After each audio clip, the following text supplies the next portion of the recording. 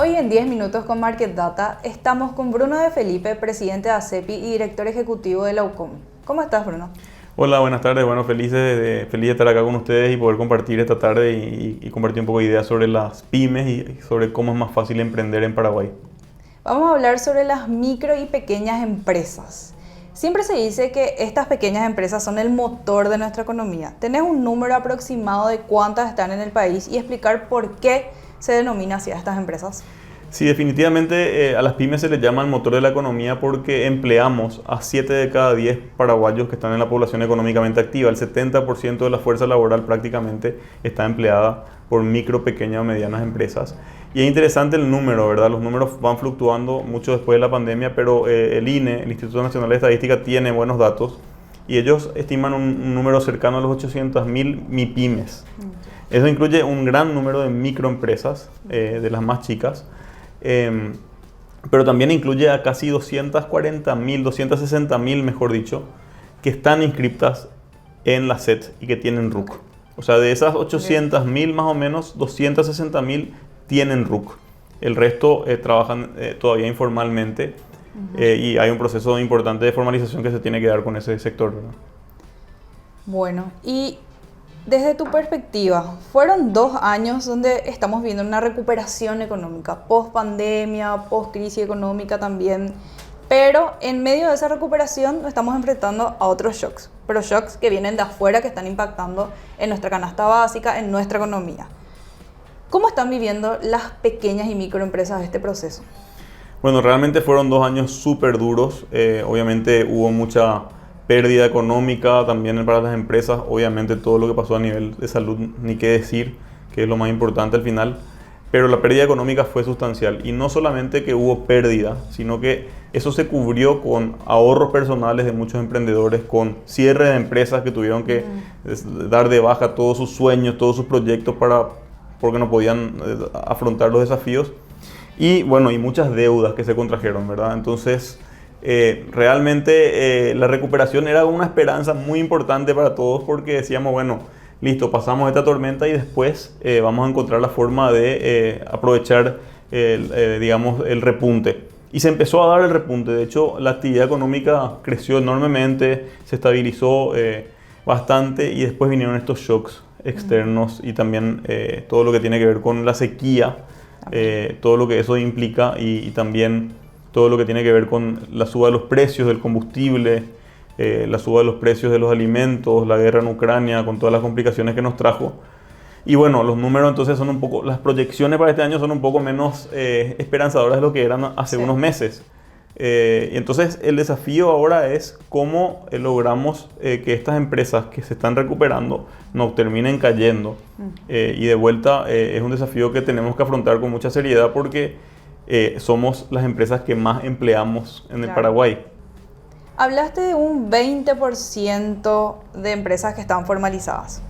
También en el sector de las MIPYMES la tasa de informalidad laboral es más del 70%. ¿Cómo podemos en el largo plazo enfrentar el desafío de la formalización? Bueno, eso realmente yo creo que es el aprendizaje de la pandemia, ¿verdad? Lo importante que es ser formales, lo importante que es aportar a IPS. ¿Por qué? Porque bueno, en la pandemia vimos lo que pasó con las empresas que sí aportaban a IPS, que pudieron suspender empleados que recibieron un subsidio de IPS. Bueno, eso fue una solución súper importante, pero solo le alcanzó a los que estaban formalizados. Ahora, yo creo que nosotros tenemos que asegurarnos como sociedad de que nosotros reformulemos lo que es nuestra política de seguridad social, sobre todo en lo que se refiere a el seguro de desempleo. Y eso se puede hacer haciendo ajustes a lo que ya es el aporte patronal y obrero en IPS. Hay ciertos proyectos ya que se están desarrollando desde el Ministerio del Trabajo. También nosotros hemos hablado con ellos y con el Ministerio de Hacienda, con IPS mismo, que también tiene intenciones. En la próxima edición de la revista justamente sacamos un artículo donde estuvimos viendo los datos de las empresas inscriptas, ¿verdad? Se observa un crecimiento de las que se inscribieron y son formales en el 2021, ¿verdad? Eso se deduce que es por medio de la pandemia, de la necesidad que vieron las empresas, o forma parte de un trabajo ya de hace mucho. No, yo creo que O sea, es natural que siga creciendo la cantidad de empresas en la medida que crece la economía y que se recupera la economía. Claro. Y la formalidad, yo creo que sí, que hay un impulso de la pandemia en el sentido de que las personas se dan cuenta que es necesario ser formales para tener más seguridad también como emprendedores. De hecho, también existen algunas mejoras sustanciales que se hicieron. Por ejemplo, la ley de empresas por acciones simplificadas, que fue una de las leyes centrales que nosotros pusimos como propuesta cuando nació ACEPI hace ya 5 años. Uno de nuestros temas principales era la ley de empresas en un día. Y bueno, después terminó siendo la ley de empresas por acciones simplificadas, una empresa que hoy vos podés abrir en menos de 3 días como mínimo, a veces toma un poco más, pero totalmente digital. Y en cuanto al fondo de garantías del FOGAPI, ¿eso se va a terminar, va a continuar? Si nos puedes explicar un poco cómo... No, mucha gente piensa que FOGAPI es algo exclusivo de la pandemia. Y realmente FOGAPI ya existía, el Fondo de Garantías del Paraguay, que está dentro de la AFD, ya existía en el 2017. De hecho, hasta antes de la pandemia, hasta marzo del 2020, FOGAPI creo que había entregado algo así como 17 garantías, nada más. Y desde ahí en adelante, desde marzo del 2020 hasta ahora, entregó más de 25.000 garantías. ¿Por qué fue posible eso? Primero que nada porque se fondeó con el presupuesto, digamos, con el plan de emergencia. Se fondeó con 150 millones de dólares y eso después fue reforzado con un siguiente fondo de 100 millones.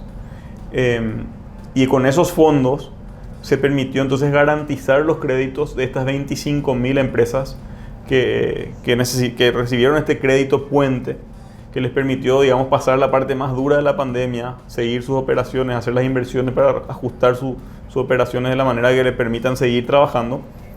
Y bueno, y eso hizo que se protejan más de 100.000 empleos. Y en la parte educativa, siempre hablamos que la educación es el primer escalón para la inclusión financiera, tanto a nivel individual como pequeñas y microempresas.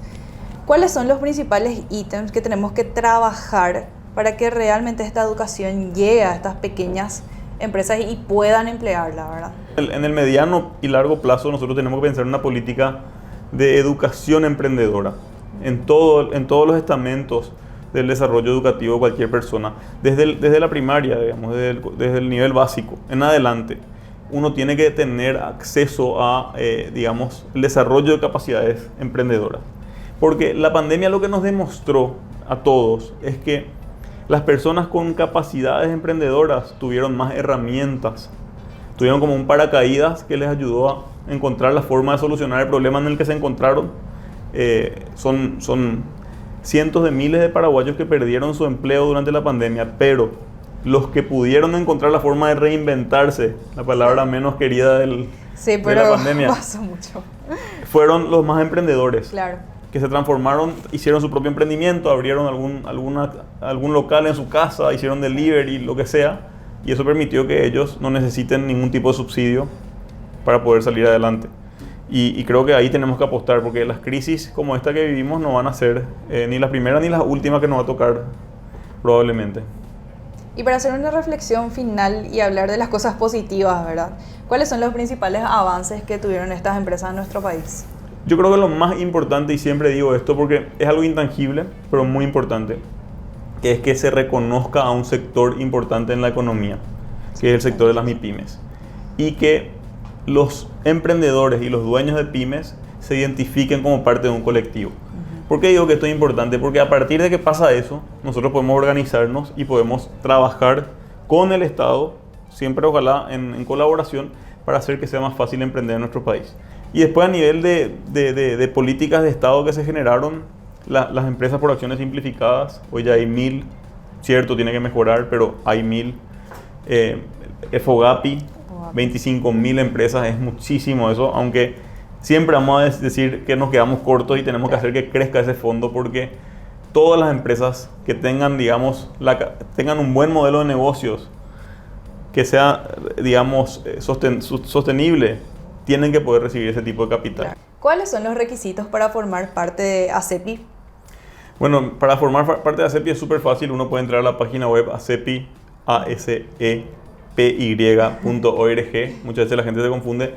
Y ahí mismo se inscribe como socio. Hoy ya tenemos más de 5.500 socios de ACEPI. en 176 distritos del país, en los 17 departamentos. Realmente es una red nacional, una comunidad nacional, siempre decimos, que está abierta a todos, y uno puede ser socio activo, que es sin costo, o puede también elegir en la misma página web ser socio plus, y eso tiene unos beneficios especiales y también bueno, mayor participación en lo que son las decisiones de gobernanza de la asociación. Entonces, por supuesto que están más que invitados a sumarse. Te agradezco por aceptar nuestra invitación y te esperamos en otra edición de 10 minutos con Marquedat. Muchísimas gracias.